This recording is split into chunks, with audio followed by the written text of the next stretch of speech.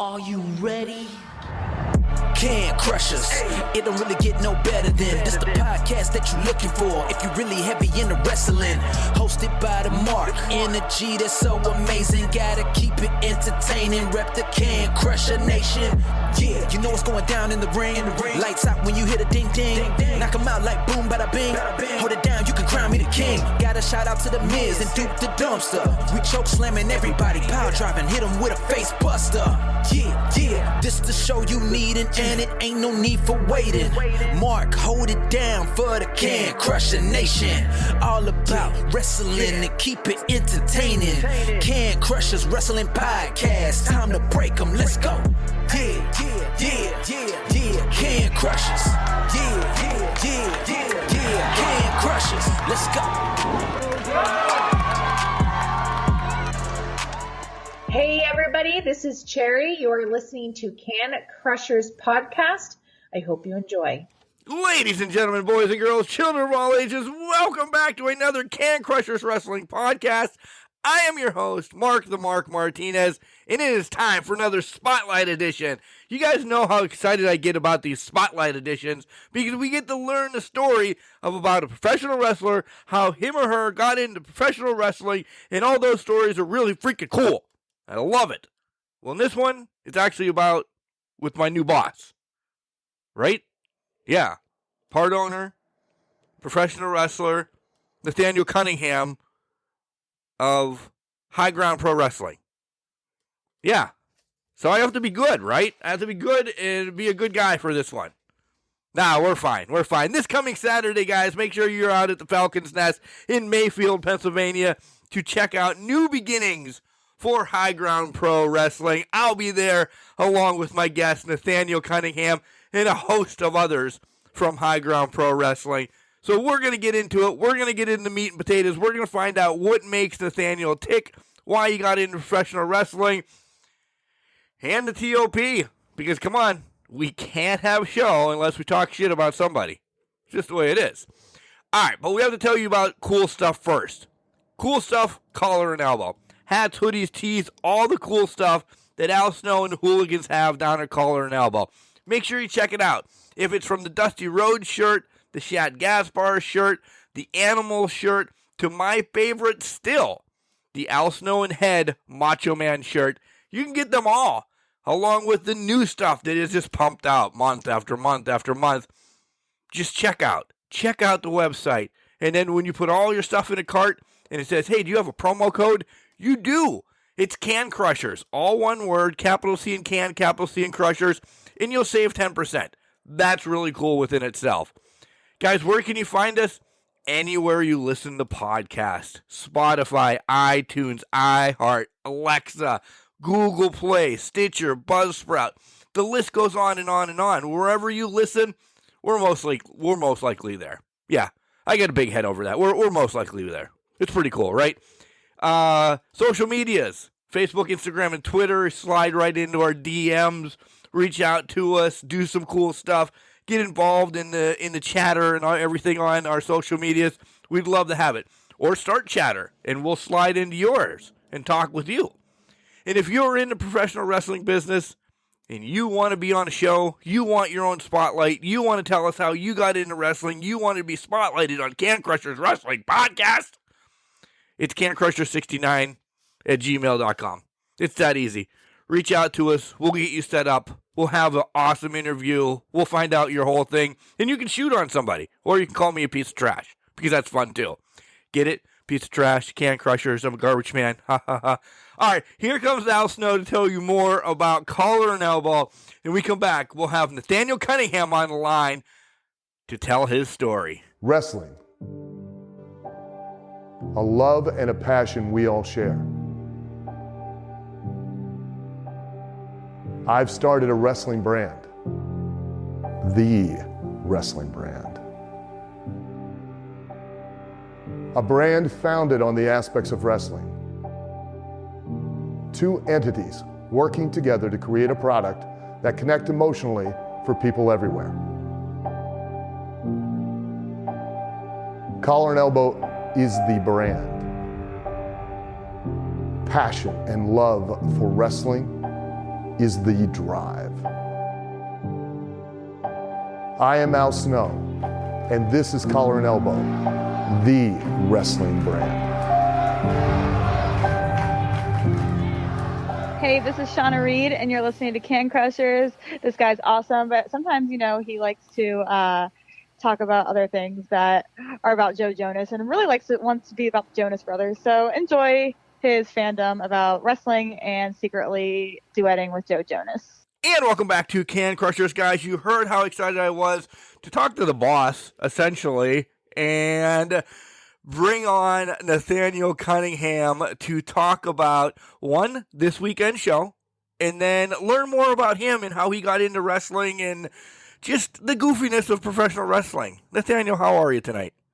Good, how are you? Thanks for having me back on. You're welcome. It's you're always welcome, right? This is essentially your podcast now. I'm kidding. Right, we're a team now. We are a team. Well, for now, we're a team. We'll see We'll see what happens this weekend. Big weekend in front of us. I'm stoked. I really am to be involved in new beginnings and high ground. But how are you feeling right now? Good, a little stressed, like usual. Yeah. But I think it's going to be a great show. And so far, we have a huge turnout in tickets. So get your tickets while you can. Yeah, you only have a couple days, folks. So get your tickets while you can and be there. See all the craziness that can happen in high ground. But we'll get to your match. But we'll save that for later on in the podcast because I'm sure the best way to end is by calling out the people that you want to beat the hell out of, right? Absolutely. There's no better way. Right.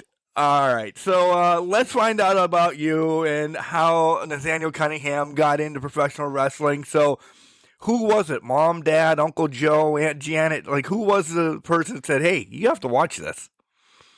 So I was scrolling through TV when I was younger, and my mom actually put it on for me. So I watched Friday Night SmackDown, and it just became a thing where every Friday we would order pizza and sit down as a family and just watch SmackDown. And oddly enough, I got into the business and wanted to pursue it because my godfather, he went by the Prowler. He did wrestle on the Independents for a while. So watching him grow up, it was a huge moment in my life that I decided, hey, I want to do this and I want to give it a shot once I'm 18. So did you see independent wrestling prior to seeing like WWE? Or it was definitely WWE because there was nothing else. But did you see independent wrestling with your godfather before you saw WWE? Yes, I did. And to me, the independent scene at the time was WWE. Because I didn't know anything other than that. Understand that wholeheartedly. Yeah. And then when I saw WWE, I was just so amazed and starstruck. I was just like, this is it. Like, this is what I want to do. So besides, the Prowler, I know you're going to throw some names out that people might not know, but were there others in independent that you were like, oh my God? And then we'll transition over because I'm sure you had favorites in WWE and everything that made you really stand out. But were the guys, gals in independent wrestling the real trailblazers for you to get into wrestling? So it started off with my godfather, the Night Prowler, of course. And then, oddly enough, I went to watch my trainer, Justin Glory at the time. He did wrestle with my godfather sometimes. So that was interesting that I so many years later came to his school and sat down with him to discuss wrestling. And that's a bit eerie, actually, but okay. Isn't it? And my godfather actually set that up for me, which is pretty cool. But another one was his tag team partner. I can't remember his name right now, but he was another one that was just like, this is why I want to do it. That's cool. So I'm sure I'm jumping way forward, and we'll get back around to all of this. I'm sure you get the blessing then from your family because, you want to get into wrestling because of your godfather. It's not like, well, I don't know, you shouldn't, you're a little crazy. They're just all for go, go, go, right? Well, no. This is the story that makes the whole freaking podcast. Here it comes. Yeah. When I decided to tell my mom that I wanted to start doing this, she looked at me like I was crazy because I was the type of kid, like I played football, I played baseball, but I didn't like being hurt. I didn't like anything too physical. You're me So then. Pretty much. So when I told her I was going to start wrestling, she kind of tried to talk me out of it in every worst possible way, saying I was not going to last long. You know, you can die from doing this. Like any worst outcome she possibly gave me. So that halted me for about a year until I was 19. And then when I was 19, I just came up here and I met with Justin Glory, and I kind of just signed the paperwork, and I went home and I gave my mom the paper and I was like, hey, this is what I'm going to do. And I start on Thursday. And she was disgusted. She was just, I could see her face right now going, oh, I tried talking you out of this. Yeah, she did say, like, I'm not going to come to any shows. And, you know, she tried to threaten a little bit, but she comes to every show now. I'm just the biggest fan now. Absolutely. That's crazy. See, this is really why I love the stories on the spotlights, because Godfather, you know, your godfather into it, you know, your mother set up that he was your godfather, so she had to know. So you would think, okay, fine and dandy, he wants to follow in the steps of this. Nope. Just disgusted. And so when you find WWE, let's talk about you finding WWE. What's the first match that you remember, and then favorites growing up with WWE? So the first match I remember watching and actually wanting to do this and trying to make a living out of it was when it was Rob Van Dam versus Jeff Hardy. That match just blew me away. Their athleticism, the way they told the story, which I didn't know at the time, but now I do. And those two guys were just my top two favorites growing up, from Rob Van Dam in ECW to Jeff Hardy on SmackDown, Raw. And then they just clashed. I think they had 2 to 3 matches, but every time, like, I was waiting for them to wrestle again. I might have you pegged. I'll put it when I ask who you are. I have. You've named one that I definitely have on here, and the other one is just gimmick wise. Yes. So the third I won't release. All right, so that's awesome. Who else did you kind of you have other traits in you as well besides RVD and Hardy?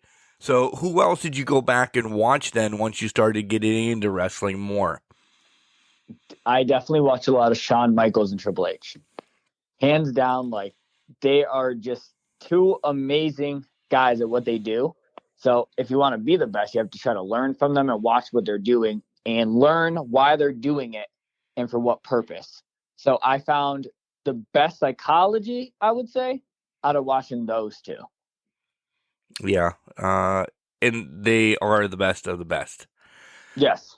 All right, so you make the phone call, you trickle up, and you go to sign the papers when you're 19 and everything. So why did you pick where you went to? Let's talk about training a little bit. Did you ever think, well, maybe this isn't what it's all cracked up to be? Oh, my God, all the time. I landed at Backbreakers solely because of it was very income-based, I would say. Like, he had very flexible payments. He only was charging $30 a week. So that is very affordable for me. So I was like, okay, $3,000, $30 a week, you know, I can do this. So throughout my training, I would say I wanted to quit probably a good handful of times. But Justin Glory, being as great as he is, he really took his time with me and really developed me into what I am today. And if it wasn't for him, I would not be at the level I'm at right now. I love when wrestlers say that about their trainers, because that is wholeheartedly the number one reason why you're on the show, why you've had matches, why everything. Because if it's not for your trainer, they don't give you the green light to move forward and, you know, have matches, because essentially your name is linked to him. You go out and do something stupid, they're going to be like, oh, what is he doing? He's passing these kids that can't wrestle. So I love that you said that. So thank you. And by being here all the time with him, and learning everything I possibly could from Glory, even the backstage stuff, when it came time for my debut, I was supposed to wrestle Aaron Roxas here, and this was before COVID. It actually got canceled that week, so I was sitting at home this whole time, and then one of my guys that mentored me, his name is Chris Banks, he texted me, and he's like, hey, do you want to make your debut at Eclipse against me? So I texted Glory, and we talked it out, and he gave me his blessing. So I became the first person out of Backbreakers to debut outside of Backbreakers. Wow, that's news. Congratulations for that. That's cool. Yeah, because it's usually, your debut has to be within the company, and then you move forward. Right, and I was thankful enough to get his blessing, and we had a great match. But I ended up getting hurt a little bit in my debut match. I crotched myself on the turnbuckle, and I was peeing blood for the next 3 hours. Oh my God. Yeah, so, everyone has a good story for their first debut. Mine was just painful. Do you go back and watch that and you're like, oh man, what the hell did I just do there? Was it, and I'm not pointing fingers, but was it your fault? I would say it was my fault because I stood on the top rope, and I know how my feet are supposed to come down in the middle, but my feet just completely slipped, and I came straight down full force. There was no stoppage. So from being up that high to coming straight down. I'm in pain right now, by the way. I'm in pain right now. It was like I didn't want to go to the hospital because it was like whatever kind of moment. But as the night went on, and it was just getting harder and harder and harder, and it burned every time. So I found a solution to that problem, to where I thought in my head, some people pee in a pool. It doesn't hurt. You don't feel it. So essentially, I just got in the tub every time I had to pee, and I just did it and threw myself up. So that was my solution. So you filled your tub every time you had to go to the bathroom. You filled your tub just so it wouldn't hurt. But at the time I did, I'm thankful because I had chunks end up coming out like dry blood chunks. So I'm sorry, I'm laughing at you. No, it's good because I laugh about it now. It's pretty disgusting if you think about it. It's gross as all hell. It's just... Yeah, absolutely. But that week I still came to training. What was your water bill that month, by the way? Oh my God. I probably went up at least $100. Yeah. You didn't drink much for a while, did you? I don't mean alcohol or anything. Just in general. What did you do when you were out? You could not be home. This whole peeing thing has. I'm going to look at you differently this weekend, by the way. I'm going to laugh right at you when I see you. No, I stayed home, and I was actually scared to go to the bathroom. Like, I've never been scared to use the bathroom in my life until that moment happened. But I'll never forget it. You couldn't go anywhere. If you're at Target, what are you going to do if you have to go to the bathroom? Right. Fill the sink up and put it in there. This is getting way profound now, but still. Well, on the car ride home, it's a 3.5 hour drive from Eclipse to where I live at the time, which is Archibald. So on the way home, I would be yelling in pain in the rest stops, and people would just look at me all types of crazy. But, I had to do what I had to do. That's a great way to ease the pain, and I feel for you, but good Lord. Let's trickle back to training a little bit. What was hard for you to kind of get, because you said you played baseball and you did some sports in high school, so you have essentially the pedigree that you know sports and you know training and everything, but what was it, the mentality, the psychology? Of course, running the ropes is god awful. What sucked the most? I would say my first hurdle that I actually had and struggled with for a while was running the ropes, believe it or not. It is not an easy thing to do, and it looks so easy, but when you get in there and try to do it, it is so frustrating and draining on your mentality. So that's the first hurdle that I faced. And then I would just say like the mental side of wrestling, like there's a lot of physical things that go on, but it's more mental than anything. You got to remember all these types of spots. You have to then worry about your opponent, and you got to worry about what happens if we mess up here. Where can I go? So I always had that in my mind. And it got to a point to where, like, I thought I couldn't do it anymore. And that's when me and Glory and even Jack Molson, we all sat down and we just kind of talked it out. And they kind of talked me down from the ledge, essentially. But realistically, I don't think I would have gotten anywhere because I love this and what I do so much. I was going to say, how close were you to saying peace out? I think I already had a foot out the door, like, speaking wise. I think I was, like, almost done just because everything with COVID and it took so long. I mean, it was draining because I was almost there and I almost had my first official match at Backbreakers, but, you know, that ended up getting pushed back. But other than that, I would say my time at Backbreakers wasn't easy, but the hard work definitely did pay off. Cool. All right, this is where I ask you who Nathaniel Cunningham is. And you've mentioned one, so I'm going to give you RVD. I saw RVD right off the bat. I did. Just the way the flying and everything. So you could piggyback that with Hardy as well. But I did see more RVD than Hardy.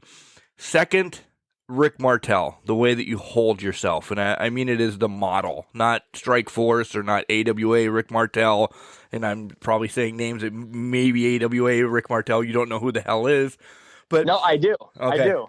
So, but I mean the model. You just have your debonair. You have this savoir-faire, essentially, about you. In the other one, you're going to be like, what the hell are you talking about? It's Brutus the Barber Beefcake. And you're like, why? Why Beefcake? Essentially, it's the same aspect of Rick Martel. I kind of intermingled those. You have, like, the handsomeness of Rick Martel, but Barber did the same thing. He was just a good guy doing it. And I know we'll get into all that, face, heel, around the clock here on Can Crushers, but the Barber as well trickles into you, and you're like, I don't understand it, but I see it. I don't know why, but as soon as I saw something with one of your clips, I'm like, why is Beefcake in my head? So I had to write it down. I really did. But the other two do mean more of Rick Martel and RVD. So am I close? No, you are actually essentially close. You described me better than I did. I would say I'm getting okay at this describing people thing after about 5 years. Yeah. Yeah. I would say, like, I started as a luchador, so I needed something different. I didn't want to be Roberto Garcia anymore. So when me and Glory talked, he was like, I did the Glamour King kind of gimmick, and he explained it, and I was like, well, that's what I'm kind of essentially going for. So he did show me Rick Martel, and I was like, all right, I can incorporate some of that, but I don't want to be that. And the one was Shawn Michaels, the narcissistic, yep, and the flamboyancy that he had at that time in the early stages. So I wanted to incorporate that, and I just kind of made Nathaniel Cunningham out of it. Yeah, HBK, when he had Diesel as his bodyguard and doing all of that. Yeah, I could see that more. Like I said, I have no effing clue why Beefcake popped in my head. But listen, you'll find out over time. I am like Will Ferrell. What is Ron Burgundy? If it's written down or if it pops into my head, it needs to come out. So I'm stuck like that. Yeah. So Nathaniel, what do you do on off days? Let's pull the curtain down. Off days. And listen, you're part owner, and we'll get there too. So you really don't have off days. But yeah, off days, off time, where you're like, all right, I'm pausing from wrestling. What is it? Games, TV, music. What do you like to do besides? So I would say on my off days, I mainly watch TV because when work is done, my regular work life, and then my wrestling work life is done, I get usually maybe a day out of the week, maybe 2 if I'm lucky. And I'm so drained Yep. with just everything, I'm just laying in bed watching TV, truthfully. What's some of your favorites? Like, what's your genre? So now I'm watching Below Deck, the Mediterranean. So I would say kind of more reality TV I'm into. Okay. All right. I don't know that show. I'll have to check it out. But, Love is Blind, because reality TV popped in my head. My wife's now watching Love is Blind, where people are dating through a... Show. Really? Why did I do. fucking figure that out? I sat there and watched. I'm like, what in the hell are you watching? And people are dating through a wall. She's like, this is so cool. I'm like, all right. So you love the schmoozy, Love is Blind, Perfect Match, and all of that stuff then? Yeah, like Are You the One, 90 Day Fiance. Like, yeah, I can watch all that. Okay. Disappointed in you. If my other show is Law & Order, I can watch Special Victims. Yes, thank you. Okay. No, not that there's anything wrong with it. I just, I can't. So let me ask you this one then. Here's another one from maybe a year or two ago.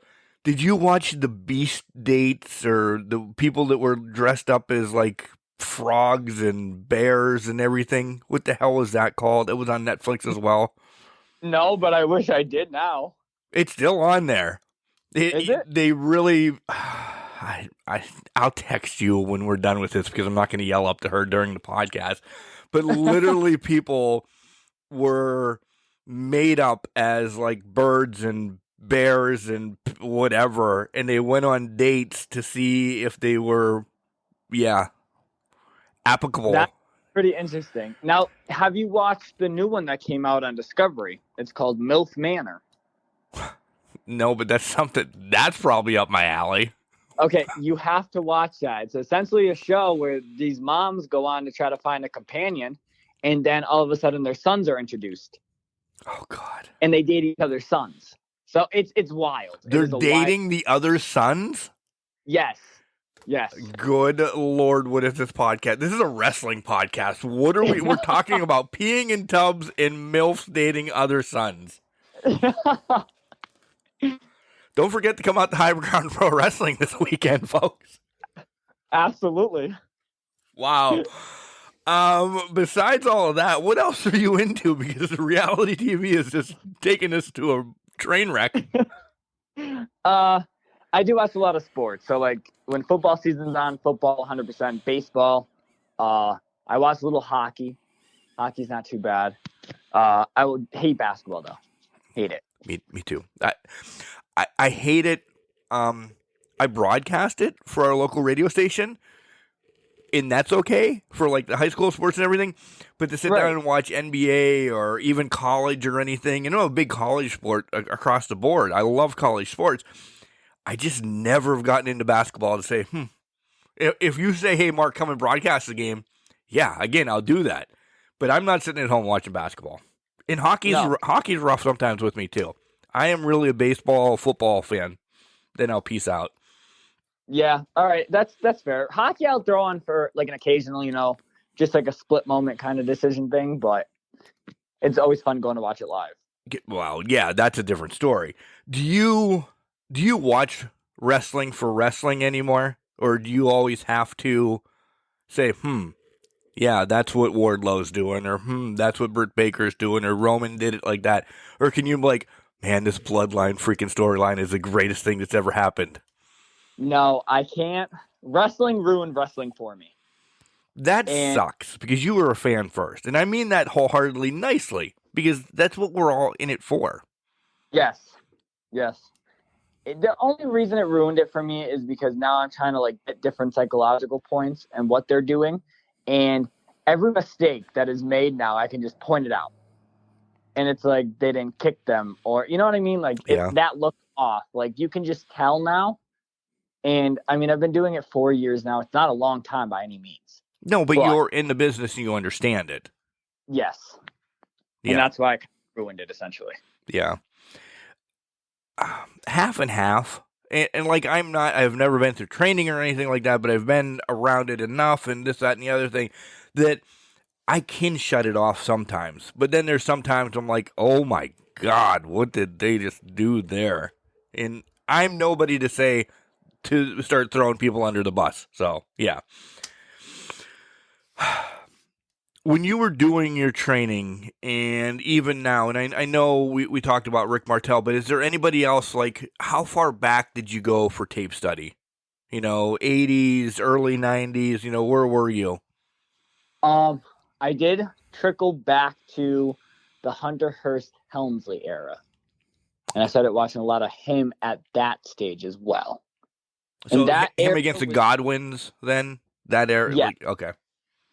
So that era was more interesting for me than I would say now, because it was just so it was a different example of wrestling, but they kept it more like kayfabed.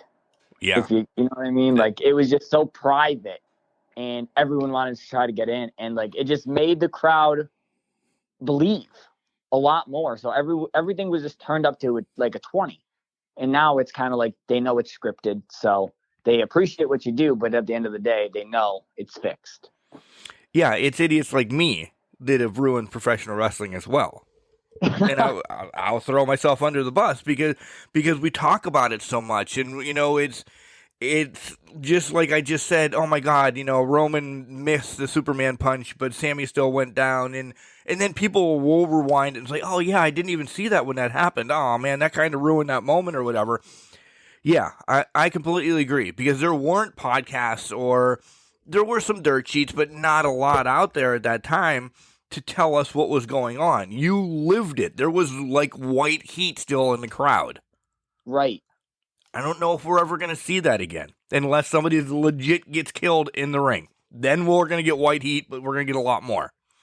I agree. And I think wrestling did have to evolve with social media and everything. So, I mean, like all the podcasts and all the interviews that are being done out of character, they're essentially very good for the wrestlers. So I can't complain about that too much. Right.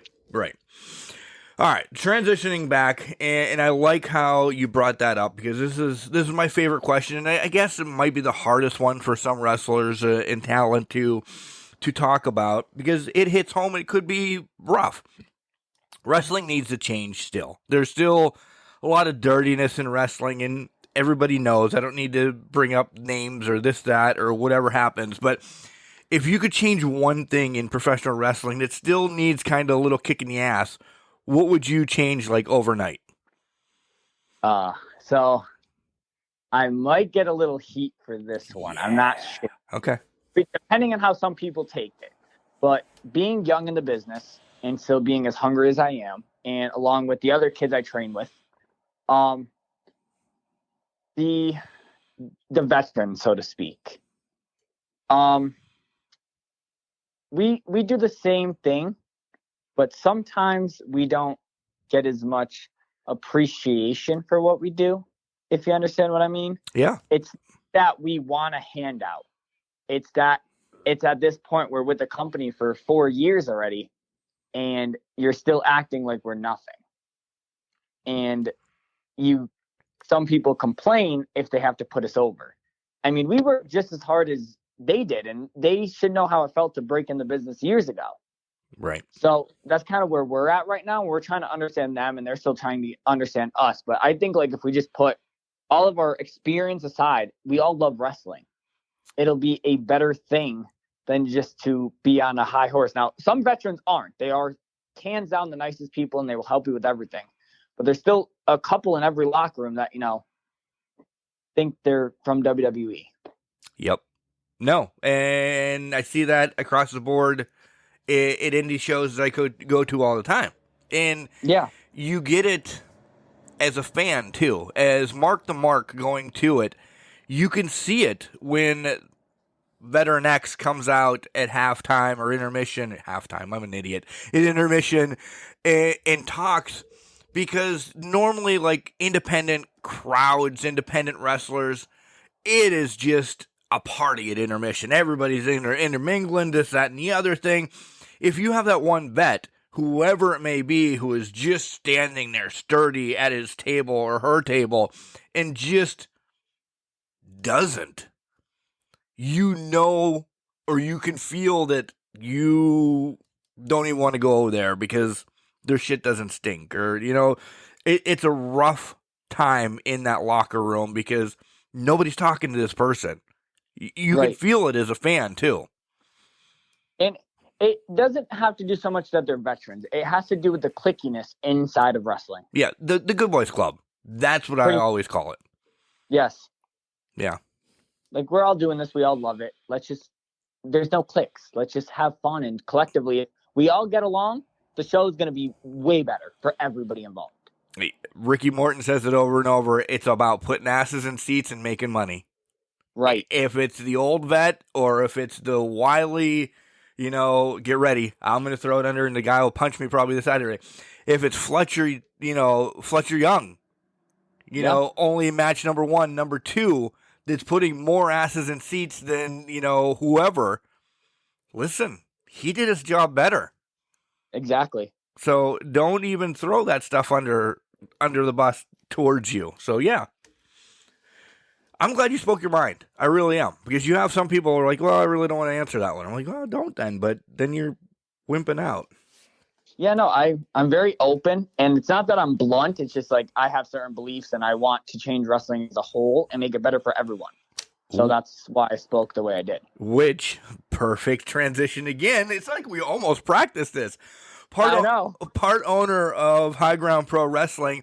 And what is your MO, you know, what is your overall to do if they didn't listen last week? Because that was more of a promotion show of bringing High Ground Pro Wrestling. What do we want to do here? What do we want to capitalize and say, High Ground's where it's at?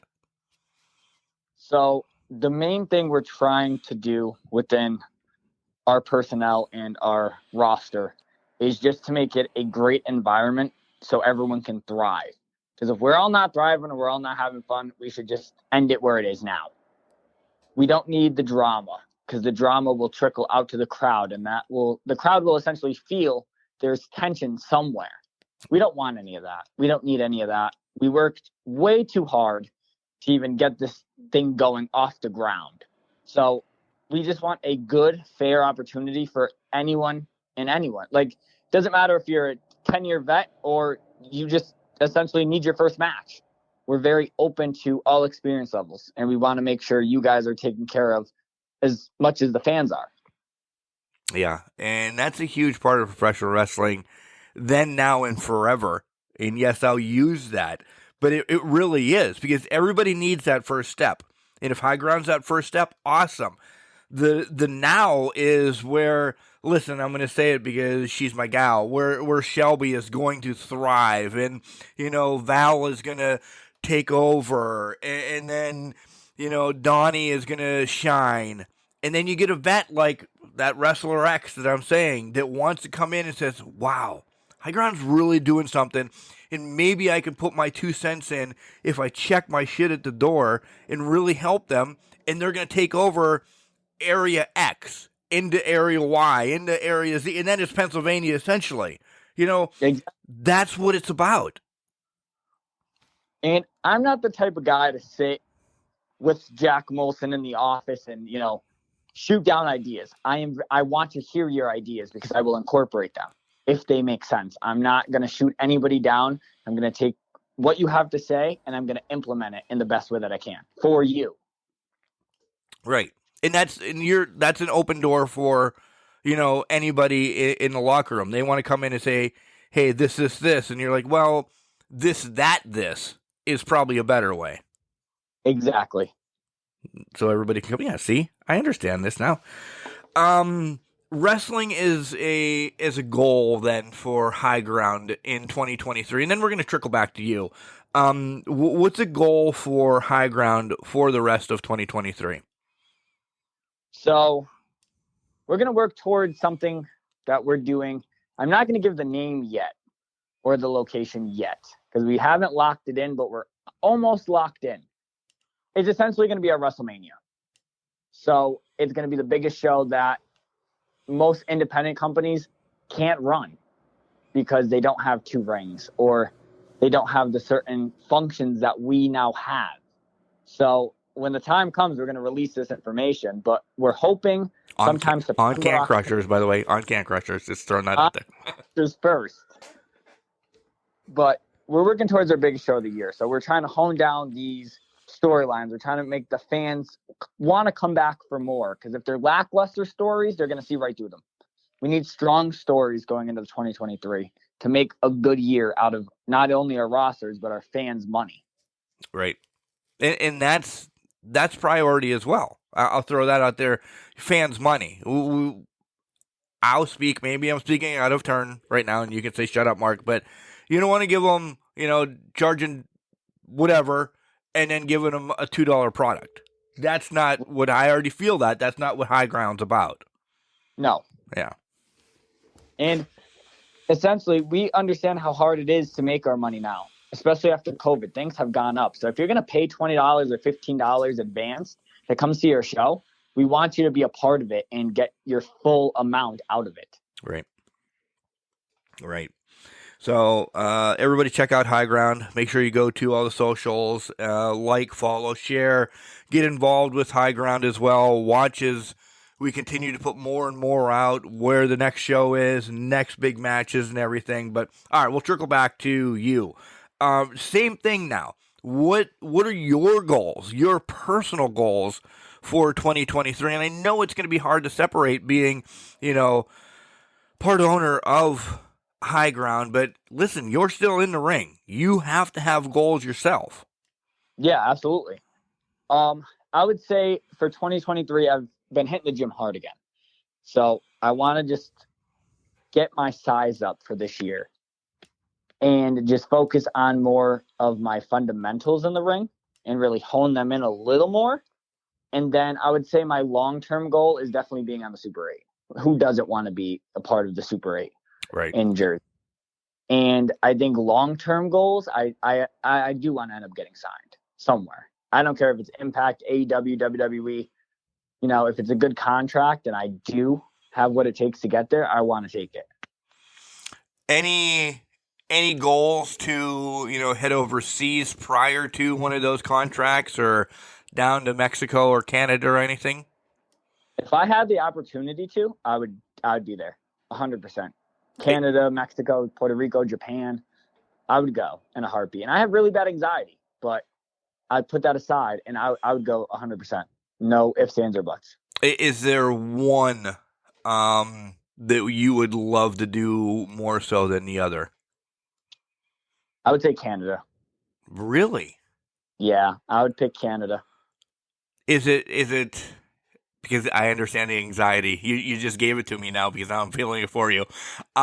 Is it because it's the kind of closer, kind of more, just regular, more familiar before you trickle over? Maybe it's like a two-step process. Go to Canada, get your feet wet, and then you're like, hey, England's good. Oh, yeah, I can do Japan now, too. That's kind of where the mentality is right now. But freaking anxiety. I understand it. Right. But if Mexico reaches out first, I have to go. Right. So no matter what, I do take medication. So that's not a problem. I'll go anywhere. I travel every weekend. But if it was to be Canada first, I'd be happy. Okay. Cool. I'm all for that. Check out Greektown Pro Wrestling. Channing Decker and a lot of other people do crazy stuff up there. It's just in Toronto. Just saying. Yeah. Don't drop my name to Channing. No, Channing is one of my favorites. You can drop my name to Channing. That'd be cool. I love this question.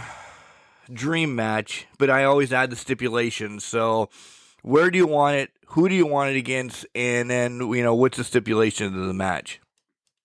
Are we going to do the independents and then WWE or something? Yes. Okay. So independent-wise, I would say my dream match would have to be me and Donnie tagging against the TOP, Ricky Price and MJ Stacks in a street fight, hands down. Okay, so that's halfway there. And then maybe I'll just announce it as a street fight this weekend. I don't know. Right. We could do it. Right. I would say my next one would have to be myself taking on Ace Austin. Yes, I'd love to see that. Yes. I didn't even think about that. That could be maybe somebody to get rid of Brutus Beefcake and throw in Ace Austin in there. I'm an idiot. Yeah, okay.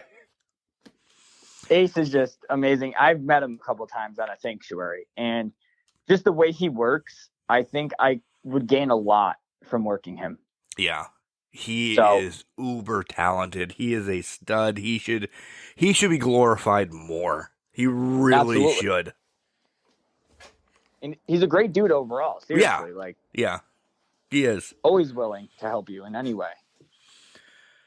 All right. So, merch, socials for you. You want to tell everybody where to follow you? Yeah. Yes, I do have merch now. Thank God. I have stickers. I think I'm selling for $3 or 2 for $5. And then I do have my t-shirts that are just made for $20. And then my socials, I have Facebook at Nathaniel Cunningham, along with Instagram at _Nathaniel Cunningham. And then I also have a TikTok, which is _Nathaniel Cunningham. Are we going to do some TikToks this Saturday prior? I really think we should. Like everybody. I think we should. Yeah. I really think we should just do some TikToks. So that's a spoiler, by the way, folks. Either follow myself, Nathaniel. We're going to make Shelby do some. Yeah. Yes. We'll get the music and make Shelby do the whole fuzznut dance with her hair and everything. Yeah. Yeah. Everybody's going to hate me, by the way. They're like, don't bring this guy back. We're not dancing anymore. Well, you're essentially part of the company now, so yeah. You're coming back. I'm coming back. Good Lord. They're going to be happy. All right. So we said we're going to bring this back around. New beginnings this Saturday, the Falcons' Nest in Mayfield. So let me ask you, because I didn't ask this last week, why Mayfield for number one? Is this the home of homes now for High Ground? It is the home of home for High Grounds. It was solely because Backbreakers did run out that building. So as a new company that rebranded, we didn't want to step on any toes. Right. And we still don't want to step on any toes. So we're just going to stay put in Mayfield, and we draw exceptional there. So we're not going to move locations because a lot of our regular fans that came out to see Backbreakers still can make that drive. So we didn't want to take anything away from the talent or the fans. So that's the essential home for High Ground. Okay. And then High Ground, what does it mean? Why is it High Ground? I have a suspicion, but I want to know why High Ground. What's the meaning behind it? So High Ground, we chose the name because essentially we want to be a step above the rest. You got to take the higher ground. Right. It was that simple. It was that simple. It came. Jack Molson and his wife, they made it up, and I thought it was a great name. So it's a wonderful name. It really is. And at first I was like, is that gonna roll off the tongue easy? And then the more and more I got used to it, the more and more I liked it. So the more and more I say it, I'm not gonna lie. The first time when I was talking with Shelby months ago, and she told me, incognito, and then we talked, and I'm like, but now I think I've said it a million times on this podcast, 3 million on last week's podcast. It's High Ground. High Ground. Yeah, it's just boom, High Ground Pro Wrestling. Boom, and it rolls off easily. So, yeah, there's nothing to stutter over. Great job. Right. I just came up brain farted. Oh, that's it. We're going to talk about the match now. So it's you and Donnie Bambino taking on the TOP this weekend. I'm going to change the match, apparently. I don't know. We'll talk about that maybe Saturday. Yes. What do we expect? Because, listen, Donnie says this is going to be the match of matches. It is. It is. Ricky and MJ, they are incredible at what they do. It is going to be a fast-paced match, hands down. It's going to be an essential fight. Like, we both love it. We love them so much, but when we get in that ring, there's no more friends. So on March 18th, we are going to beat them down and make them wish they never drove from Port Jervis to Mayfield. Yeah, you guys are the bad fellas. Like you We're guys, the bad fellas. you guys have an offer they can't refuse, and it's a beatdown. Exactly. And as far as I'm concerned, their name has changed. It's not the TOP anymore. It's the TOBs. And that stands for the team of bitches, because that's what they are. God, they're gonna punch me in the face when I say that. Telling you, that better not be referenced at all Saturday. Oh, I'm definitely going to make it known at that show. Oh, this might be a one and done because Ron Burgundy is going to be your announcer for the night. Nathaniel, did I miss out on anything? Is there anything else you want to announce? Anything else you want to chat about here? No, I don't think you missed anything at all. All right. See? Quick and easy. We got this down pat. Again, you got a few days to buy your tickets to New Beginnings at the Falcon's Nest in Mayfield. Super excited to be part of this high ground. Super excited to have Nathaniel on. And then who knows? There's a litany of high ground pro wrestlers coming on this show to tell their story, cause havoc, and then just continue to take over Pennsylvania. And I'm proud to be part of it. All right, Nathaniel, thanks again, and have a great night. You too. Thank you very much. Ladies and gentlemen, that's the boss. My boss, Nathaniel Cunningham, of course, had to be one of the first to come on Can Crushers once we signed a deal and he made me an offer I can't refuse. The Bad Fellows. Yeah. That's a horrible Godfather impression. So maybe I should never do that again. But I love the story of how Nathaniel got into professional wrestling. Like his godfather was a professional wrestler, and he got into it from watching that Indies first. And then he goes and tells his mom, "Hey, I'm going to be a wrestler." And she's like, "No, you're not. No, you're not. Not going to happen. Nope." And then a couple years later, boom, he does it, and look where he is now. He's an owner. He's not only a professional wrestler, part owner of a company, of the company that I work for, High Ground Pro Wrestling. So, yeah. I had him pinpointed. Guys, I really don't understand when I was watching some of, his clips, why Brutus Beefcake popped in. I wish I show you my notes. But Rick Martel popped in, RVD popped in the way he flies, but Beefcake popped in. I could not get it out of my head. Ace Austin's definitely a lot better. Ace Austin's definitely a lot better for him than Beefcake. So, write that one off. I'll take a 2 for 3. 2 for 3, Beefcake's thrown out. So much to come with High Ground Pro Wrestling. Stick and stay here on Can Crushers. Super excited to be part of it. And man, oh man, get there, buy your tickets. Listen, I'm going to have times that I have time and seats in the car. Ride along with me. Experience it. Get a hold of me. Come out to Mayfield. Come out to High Ground Pro Wrestling. All right, guys, it's this weekend. Get there. All right, remember, just because you're trash doesn't mean you can't do great things. It's called a garbage can, not a garbage cannot. Make sure you tell your loved ones you love them, because you never know.